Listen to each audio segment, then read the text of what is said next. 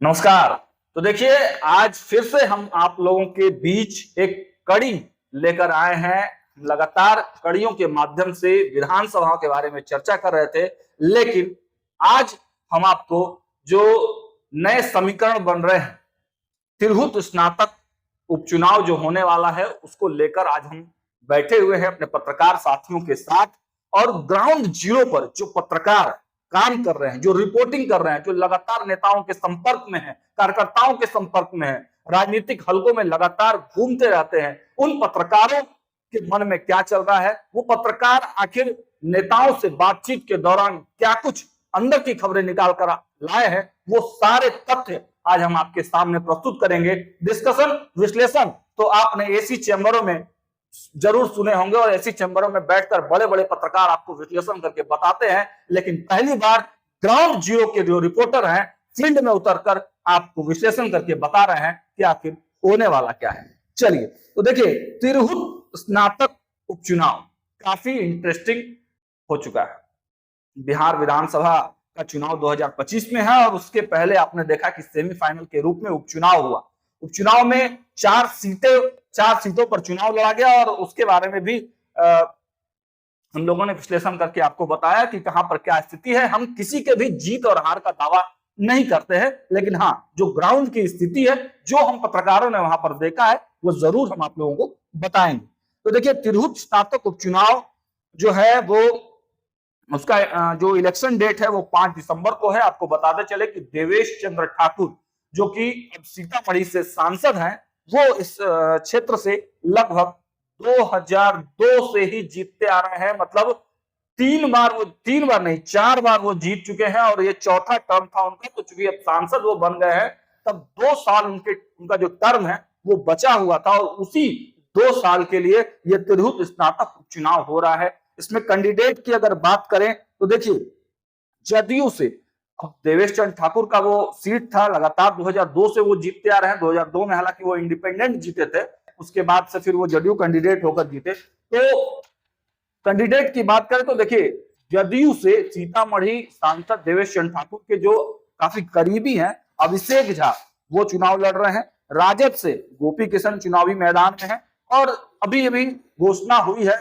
कि जेएसपी यानी जनसुराज से विनायक गौतम चुनाव लड़ेंगे। लेकिन जो मजेदार बात है, राकेश रोशन जो लोजपा के प्रदेश उपाध्यक्ष थे, सोशल मीडिया हैंडल करते थे, चिराग पासवान के काफी करीबी थे, वो भी अब इस चुनावी मैदान में कूद गए हैं और जो खबरें निकल कर आ रही हैं वो काफी चौंकाने वाली हैं। तो हमारे साथ पहले तो 2 बिहार के पत्रकार हैं, सुमन सर हैं और दूसरी तरफ हमारे रत्नेश भाई हैं। तो बारी बारी से हम लोग पहले चलते हैं रत्नेश भाई के पास। क्या कुछ जानकारी है तिरहुत स्नातक उपचुनाव जो सीट है उसके बारे में? देखिए सागर भाई, सबसे पहले आप सभी दर्शकों को हम बता देना चाहते हैं कि ये जो तिरहुत स्नातक क्षेत्र का जो चुनाव होता है वो बेहद अलग चुनाव होता है। इसमें किसी आम व्यक्ति की भूमिका नहीं होती है। समझिए तो ये शिक्षित वर्ग जो होता है इसे इस चुनाव में अपने प्रत्याशी को, कैंडिडेट को चुनाता है। जैसे बहुत सारे लोगों के मन में भ्रांतियां होती हैं, लोग सोचते हैं कि जाएंगे वोट डालेंगे, बिल्कुल नहीं होता है। एक तरीके से कहें तो इसमें सबसे ज्यादा भूमिका शिक्षक वर्ग और शिक्षा से जुड़े लोग जो हैं उनकी ज्यादा भूमिकाएं हो। नाम से ही स्पष्ट है, स्नातक तो इसमें ये चीज क्लियर हो जाना चाहिए पहले। लेकिन ये महत्वपूर्ण है उन पार्टियों के लिए जो पार्टियां बिहार में आने वाले भविष्य में चुनाव को लेकर रणनीति तय करते हैं, अपने भविष्य को, अपने पार्टी के भविष्य को लेकर रणनीति तय करते हैं। जनता दल यूनाइटेड से लेकर के भारतीय जनता पार्टी से लेकर के सभी जो दल हैं, महागठबंधन में आरजेडी अपनी जो साख है उस दाव पर उनकी लगी हुई है इन क्षेत्रों में भी। क्योंकि एमएलसी का जो सीट है, आपने देखा होगा कि बिहार में किस तरीके से नंबर 1 पार्टी को लेकर के चर्चा चलती है। जनता दल यूनाइटेड सोचता है कि नंबर 1 की पार्टी हम बन रहे हैं, विधानसभा में भी और विधान परिषद में भी। जनता दल यूनाइटेड के पास क्या था 2020 में विधानसभा के अंदर में, आपने देखा होगा कि उसकी पार्टी जो 3रा नंबर की पार्टी बन गई। नीतीश कुमार लगातार लगे हुए हैं, वो इतना ज्यादा मेहनत कर रहे थे, कम समय में आपने देखा 3 जगहों पे उपचुनाव भी हुए। तो ये उनकी मेहनत का असर कहीं ना कहीं दिख रहा है। यहाँ पर क्या है, देवेश चंद्र ठाकुर जैसा कि आपने पहले बताया कि वह 4 बार से जीतते आ रहे हैं, 1 बार निर्दलीय और 3 बार लगातार वो जनता दल यूनाइटेड से जीतते आए हैं। तो यहाँ से वो सांसद हो गए हैं। तो ये चिंता जनता दल यूनाइटेड की भी है कि भाई हमारी जो एक कैंडिडेट हमने सिटिंग सीट है इसे हम गंवाए नहीं। अब कुछ डाटा हम आप सभी दर्शकों के बीच बता देना चाहते हैं जो डाटा हमारे पास में है। देखिए 4 लोकसभा सीट है इसके अंदर में, मुजफ्फरपुर, वैशाली, सीतामढ़ी और शिवहर। चारों पर कौन है? एनडीए के हैं। मुजफ्फरपुर से राजभूषण निषाद, वीणा देवी, देवेश चंद्र ठाकुर, लवली आनंद। हाँ, ये लेकिन विधानसभा में थोड़ा, हाँ मतलब विधानसभा में 50-50 है। 24 विधानसभा सीट है जिसमें एनडीए में 16 है, महागठबंधन में 8 है। लेकिन बावजूद इसके यहाँ पर क्या है, एनडीए का पलड़ा भारी होता हुआ दिख रहा है। एनडीए का भारी है यहाँ पर। तो इसके अनुसार देखा जाए तो जदयू जो है वो काफी मेहनत कर रहा है, लेकिन कैंडिडेट को लेकर के थोड़ा बहुत मतलब दांव पे चल रहा है यहाँ पर कि कैंडिडेट का क्या होगा। यहाँ पर अभिषेक झा को उतारा गया है।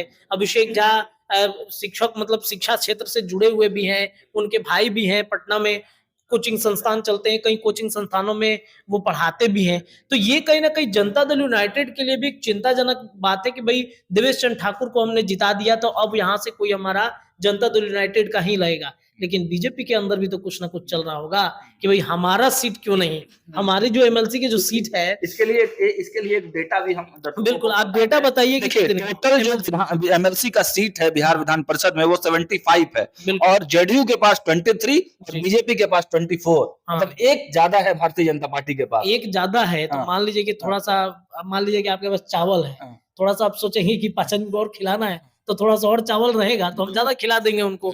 तो बीजेपी के अंदर भी ये कहीं ना कहीं मतलब बेचैनी है कि नहीं जनता दल हमसे ज्यादा ना हो जाए। बीजेपी बिहार में अपना हर संभव ये प्रयास कर रहा है कि 2025 के साथ साथ आने वाले जो चुनाव है, चाहे कोई भी चुनाव हो, उसमें हमारी पार्टी नंबर 1 बनी रहे। बड़े भाई के धीरे-धीरे हम लोग बढ़े हैं। अब देखिए आपने बड़े भाई छोटे भाई की जब चर्चा कर दी तो कितनी लड़ाई छिड़ी थी यहाँ पर बड़े भाई छोटे। चलिए इसमें इस डिस्कशन में हम अपने बड़े भाई जो वरिष्ठ पत्रकार है सुमन भैया, उनको भी आग्रह करेंगे कि आपका क्या आकलन है, क्योंकि भीतरघात भी बड़ा जबरदस्त देखने को मिल रहा है। तो क्या कुछ जो खबरें फील्ड से आ रही हैं, आप तो इसके माहिर हैं, इंसाइक्लोपीडिया आप इनको कहते हैं, तो क्या कुछ आपके समझ से? सभी दर्शकों को मेरा नमस्कार। देखिए जब तक आरजेडी और जदयू इन दोनों कैंडिडेट के बीच में लड़ाई थी तब तक स्पष्ट समझ में आ रहा था कि जीत किसकी होगी। मैं कोड में ही बात करना चाहूंगा, स्पष्टता के साथ बहुत ज्यादा भी नहीं बोलना है। जी बिल्कुल बिल्कुल। लेकिन जिस प्रकार से प्रदेश उपाध्यक्ष लोजपा आर के राकेश रोशन अपने पद को त्यागते हैं, अपनी पार्टी को त्यागते हैं और उसके बाद में वो मैदान में खुलकर सामने आ जाते हैं, वहां से लड़ाई त्रिकोणात्मक हो जाती है। देखिए राकेश रोशन ने भले ही अपनी पार्टी को छोड़ दिया हो, अपने पद से त्याग दे दिया हो, लेकिन अंदर खाने इसकी जबरदस्त चर्चा है कि राकेश रोशन को विभिन्न दलों का, मैं सिर्फ लोजपा चिराग की बात नहीं कर रहा हूं, अच्छा लोजपा चिराग के अलावा भी कुछ दल ऐसे हैं, बड़े दल, नाम भी नहीं लूंगा, दर्शक खुद समझदार हैं, समझ सकते हैं कि उनको अंदर खाने से मदद पहुंचाया जा रहा है। अच्छा। और राकेश रोशन ने इस लड़ाई को बहुत ही रोचक बना दिया। देखिए स्नातक चुनाव है, हर कोई आदमी इसमें चुनाव में पार्टिसिपेट नहीं कर सकता है, ठीक है।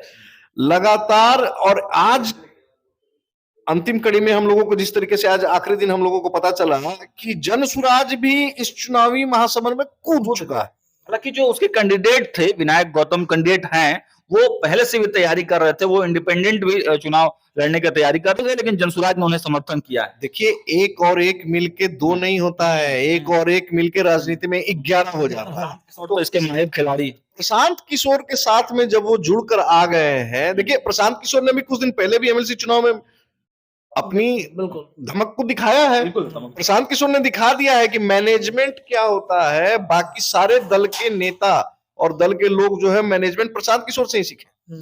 किसको जिता दिया उन्होंने इस मुद्दे पर यहाँ भले ही उपचुनाव में उनकी पार्टी अच्छा नहीं कर रहे हो, उनके कैंडिडेट अच्छा नहीं कर रहे हो, लेकिन खड़ा तो कर दिया उन्होंने संगठन पूरे बिहार में। जो अभिषेक झा लग रहा था जदयू को कि शायद आसानी से निकल जाए, वो अभिषेक झा जो जदयू के प्रत्याशी हैं, अब उन्हें एड़ी चोटी का पसीना बहाना पड़ेगा जीतने के लिए। और जिस प्रकार से इस चुनाव में भीतर घात हो रही है, देखिए कोई भी गठबंधन एकजुट होकर काम नहीं कर रहा। अच्छा, जी हाँ, बड़ी बात कर रहे हैं। बिल्कुल कोई भी गठबंधन एकजुट होकर काम नहीं कर रहा है। भाजपा जदयू एकजुट नहीं है, दिख तो नहीं रहा है। आपका क्या कमेंट होगा? दिख तो नहीं रहा है। बिल्कुल सच्चाई है इसमें, क्योंकि इंटरनल जो बात मुझे लगता है कि ज्यादा डीपली आप बताएंगे, लेकिन इंटरनली बात ये है कि कई ऐसे जदयू के लोग हैं जो राकेश रोशन की चर्चा कर रहे हैं, बड़े नेता, वो समर्थन में है, वो इंटरनली सपोर्ट कर रहे हैं। रत्नेश जी, मैं आपको बताता हूँ कि नीतीश कुमार के अगल बगल के रहने वाले लोग राकेश रोशन को सपोर्ट कर रहे हैं। देखिए, अच्छा, ये देखिए, ये चौंकाने वाले खुलासे हो रहे हैं। ये एसी रूम में बैठकर जो विश्लेषण करने वाले लोग हैं, उनके पास ये भले ही खबरें ना हो, लेकिन हमारे पास जो ग्राउंड, जो जीरो से खबरें आ रही हैं, वो चीज हम लोग आपके समक्ष रख रहे हैं। वो गलत होना सही होना वो बात की चीजें हैं, लेकिन ये कंफर्म है सागर भाई, ये जो सर बता रहे हैं कि जो चर्चा है इंटरनली सपोर्ट का, वो सपोर्ट है। क्यों है? चिराग पासवान ने भी आशीर्वाद दे दिया है। आशीर्वाद दे दिया, बिल्कुल दे दिया। आपने देखा पीसी में आप भी थे, राकेश रोशन ने कहा कि मुझे चिराग भैया का आशीर्वाद प्राप्त है। तो भाई किस चीज के लिए आशीर्वाद प्राप्त है आपको? क्या जदयू को डैमेज करना मकसद है? क्या बीजेपी को ये दिखाना मकसद है आपका कि भाई हम मतलब जो चिराग पासवान की पार्टी है बिहार में अपना सत्ता में पावर दिखा सकती है, जो चिराग को बीजेपी ने घुमा। लेकिन रिश्ते तो ठीक हो गए थे ना चिराग, रिश्ते तो ठीक है। संभवी चौधरी को लाया गया उस रिश्ते को सुधारने के लिए, तो फिर से क्या चिराग चाहेंगे कि जदयू से रिश्ता खराब हो? रिश्ते, आरसीपी सिंह भी केंद्र में मंत्री बने थे जी। आप देखिए, इन सारी चीजों को एक साथ नहीं जोड़ सकते हैं। देखिए, मैं शुरू से कहता हूं कि राजनीति में जो बताया जाता है उससे ज्यादा छुपाया जाता है। बिल्कुल सच्चाई है इसमें। राजनीति ये पूरा, देखिए, जो चीज आपको हमेशा जो पटल पर दिख रहा है, सत्य बिल्कुल वो नहीं होता है, सत्य बिल्कुल उससे उलट होता है। तो इसी प्रकार से गठबंधन की पोल खुलेगी। आप 9 तारीख का इंतजार करिए। 9 तारीख को, 9 दिसंबर को जो है चुनाव का रिजल्ट प्रकाशित होगा, तो उस दिन आप पता करिए, उस दिन आप लोग देखिए कि किस प्रकार से गठबंधन की परत दर परत बखिया आपस में ही लोग उधेड़ेंगे। अच्छा, एक चीज सागर भाई आप खुद सोचिए कि जो देवेश चंद्र ठाकुर ने महागठबंधन में रहते हुए बिना टिकट के अनाउंसमेंट के, बिना किसी जानकारी के उन्होंने जब अनाउंसमेंट कर दिया, वहां जनता दल यूनाइटेड के कई लोग लड़ना चाहते थे, तो क्या वो बदला नहीं लेंगे? क्या उनके मन में थोड़ा सा मतलब ये कि यार ये बहुत बड़ी पॉइंट है, क्योंकि हम लड़ना चाहते थे, नीतीश कुमार से जबरदस्ती उन्होंने पॉकेट में अपना टिकट डलवा दिया कि सर साइड से डाल दीजिए टिकट मेरा, तो क्या उनके मन में उबाल नहीं होगा? कई गठबंधन के जो लोग थे, बैठक हुआ था चाणक्य होटल में, चाणक्य होटल, हम दोनों लोग वहां मौजूद थे वहां पर। तो जदयू के कई बड़े लोग, यहाँ तक कि एमएलसी वो मौजूद थे, महागठबंधन में के भी कई लोग थे वहां पर, कई लोग वहां पे थे उस विरोधी से, उस पूरी टीम में। तो वो सारे लोग देवेश चंद्र ठाकुर को उनकी हैसियत तो नहीं दिखा पाए चुनाव में, लोकसभा चुनाव में, लेकिन कहीं ना कहीं इस चुनाव में हैसियत दिखाने के लिए वो अपना जो पूरा 100% होगा, उनको अभिषेक झा को हराने के लिए वो करेंगे, ये कहना चाह रहे हैं। लेकिन ये भी आप मत भूलिए कि सर देवेश चंद्र ठाकुर 2002 से जीतते आ रहे हैं। जब पुराने खिलाड़ी है, जब सांसद बन गए तो अपने कैंडिडेट को जिताना कौन सी बड़ी बात? बिल्कुल बिल्कुल बिल्कुल। तो ये कहीं ना कहीं मुझे लगता है कि ये चल रहा है, लेकिन लड़ाई तो चतुष्कोणीय हो गई है। एक अंतिम सवाल पे हम लोग डिबेट को खत्म करेंगे। विनायक गौतम, डॉक्टर विनायक गौतम अंतिम समय में जनसुराज ने इनको समर्थन दिया है, किसका वोट काटेंगे? राजद, जदयू या फिर कुछ बड़ा खेल? मैं तो कह रहा हूं कि राकेश रोशन हो या विनायक गौतम, सभी अभिषेक झा का ही वोट काट रहे हैं ना। किसका वोट काटेंगे? ये गोपी किशन पहले से ही लड़ाई में नहीं थे। गोपी किशन लड़ाई में नहीं थे, मैं ये नहीं कह रहा, मैं ये कह रहा वैसे समाज से है, वैसे समाज की अच्छी खासी संख्या है। पहले लड़ाई अभिषेक झा और गोपी किशन के बीच में थी, जो लड़ाई में अब विनायक गौतम और राकेश रोशन की एंट्री हुई है, तो ये दोनों तो अभिषेक झा का ही वोट काट रहे हैं। अभिषेक झा का वोट, बिल्कुल, मैं इस बात से पूर्णतः सहमत हूँ। बिल्कुल सच्चाई हो समय भाई, काटेंगे ही वोट। मान लीजिए कि दो ऐसे कैंडिडेट को ला करके खड़ा कर दिया जो जिस जाति समीकरण से आते हैं, तो वो जाति का वोट डाइवर्ट होगा। प्रशांत किशोर का मकसद क्या है? मकसद भी तो यही है ना, उपचुनाव में भी देख लीजिए, इस चुनाव में भी देख लीजिए, स्नातक क्षेत्र प्रशांत किशोर भी बड़ा खेल बिल्कुल खेल कर सकते हैं। अभी के में निर्दलीय प्रत्याशी को उन्होंने उठा लिया, उठा करके अपने मजबूत कैंडिडेट को लड़ा रहे हैं, तो मकसद तो उनका स्पष्ट दिख रहा है ना कि किसे डैमेज करना है। इधर बीजेपी भी लगी हुई है, इधर प्रशांत किशोर भी लगे हुए। छोटा सा अंतिम कमेंट हम चाहेंगे, ठीक है, कोई जीते कोई भी हारे, फर्क क्या पड़ेगा 2000 विधानसभा में? इस जो सीट पे जो चुनाव हो रहे हैं उसके जीत और हार के मायने क्या होंगे? आपसी रिश्तों की डोर खुल जाएगी। आपका कमेंट? देखिए मुझे लगता है कि यहाँ पर एक पार्टी जो है अपने आप को नंबर 1 की पार्टी, मुझे यही लगता है नंबर 1 की साबित करने के लिए लगी है। चलिए, तो देखिए, इसी लास्ट कमेंट के साथ आपको छोड़े जाते हैं। और भी चीजों पर चर्चा होगी बाद में, लेकिन अभी जो स्थिति बनी हुई है, जो सुमन भैया बता रहे थे कि डोर जो है खुल जाएगी, नंबर 1 बनने की होड़ है बिहार विधान परिषद में। नंबर 1 कौन बनता है बीजेपी या जदयू, इसके लिए ये पूरा खेल रचा गया है।